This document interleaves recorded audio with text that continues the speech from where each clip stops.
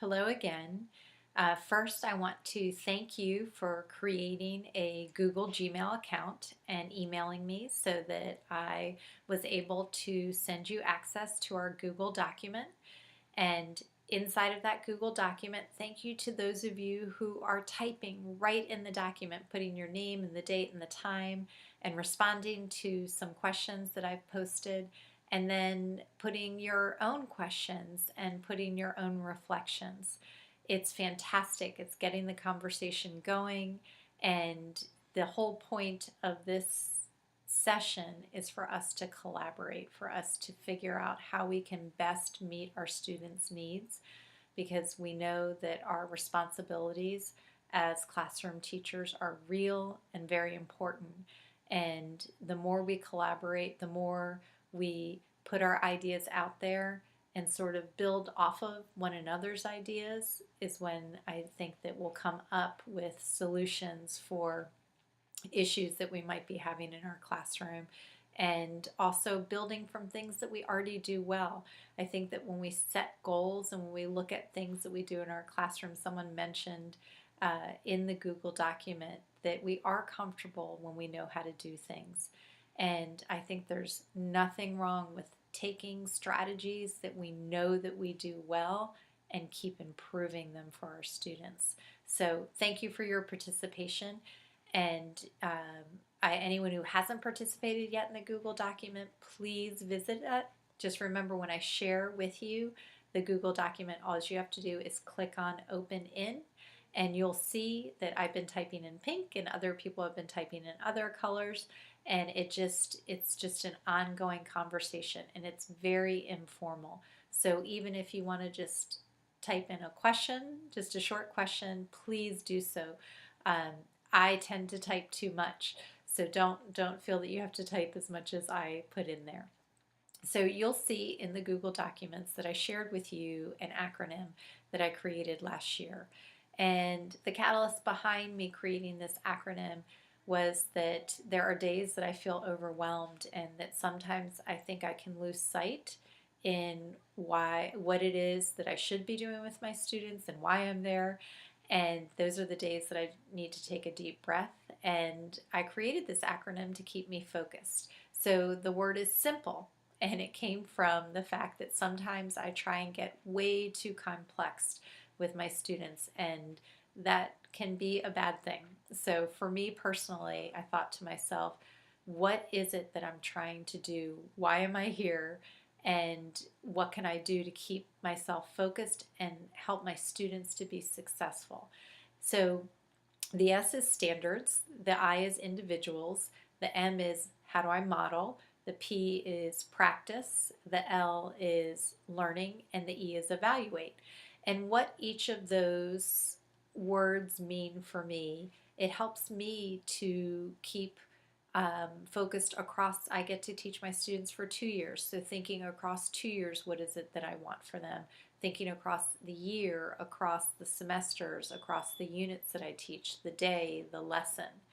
And standards, the reality is I might know a lot about reading and writing, but our state and our country, we have set standards for our grade level, and I think that it is necessary for us to know our standards very well. So for instance, I taught 5th grade last year and I teach 6th grade next year. I need to know both sets of standards very well. And I believe that I even need to know all the way down to preschool, and that I need to know all the way through high school, because that will help me on what we call the continuum of being able to teach students exactly where they are, so that if I need to bring them up to grade level, I know what they missed maybe in standard 3. And if I need to push them above grade level, I know what they're doing in 8th grade or 9th grade. And I can teach my students at the level of where they need to be moving forward. So all of my lessons, everything I do is based in standards, so that I guarantee that my students are getting the curriculum that they're supposed to get. The I is for individuals, because truly that's why we teach. That's why I teach, and I bet if I ask the question, why do you teach? you would say something to the extent of trying to help every single person that you come across, every single child that you come across, to be their absolute best, and to not lose that that's where the heart of teaching is. The most of us probably became teachers because we like to help other people, and that is the heart of everything that we do. And we have to know our students as individuals, and we have to make sure that they feel safe and that we give them confidence so that they are able to learn what it is that we are teaching. The M is for model.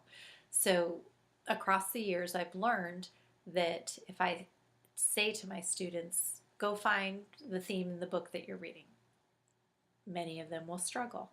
However, if I create a mini lesson based in my standards and I model my thinking and I share my thinking as I am looking through a book that I've read to them in the past or a book that I'm reading aloud to them right now, if I model and share my thinking and stop and say, right now as a reader, this is what I'm thinking, and this helps me to understand that these incidents, the author's purpose here, the central idea of what the author is trying to do is have us think about this theme, and I share that thinking with my students. The P is practice. So we all know that we become good at things that we practice, and if we want our students to be good readers, they have to be reading in front of us so that we can teach in and help them when they are doing things that need a little more guidance. It's just like for a sport. So if I show up at football practice, I would expect that all students were practicing football. So if I show up for a reading class, I would expect that all students are practicing reading. So we have to have practice. And the L is for learning. Are my students learning? And even if I think my lesson was fantastic and I modeled so well and I'm very excited about what I've done as a teacher, if my students are not learning, then I have to adjust. Something didn't go right, whether it be that I maybe chose the wrong read aloud, or maybe my lesson was too long and I lost them. Whatever it might be, I need to always know that my students are learning, because that is why they come to school. They don't come to school to see my teaching. They come to school to learn, and I am there to teach them to learn. And the E is for evaluate. How am I assessing my students? How am I evaluating my students? And for me, it's conferencing. And for the practice piece, I use independent reading. My students all have independent reading books every single day of the school year. And we can talk about that more in hopefully in later in the session. And so I have to evaluate, how are my students, how is this child reading this book and practicing to find the theme? And if it's going well, how can I build from that? And if it's not going well, how can I intervene right there and teach that child maybe in a conference, or include it if I notice that many of my students are struggling with it. I would include it in the next lesson, the next day, or down the road when it is appropriate. So that's my acronym, SIMPLE. I hope it's helpful to you, because it has been extremely helpful to me to keep me focused and make sure that my students are being successful. So if you have thoughts, please enter into the Google document, and you'll see that I've written out the acronym SIMPLE, and I've also written a lesson, which I will create another video to model the lesson that I write about inside of the Google Docs. Thank you so much for watching this video. I appreciate your participation so much. And again, please ask any questions that you have in the Google documents, and have a good afternoon or evening, whatever time you're watching the video.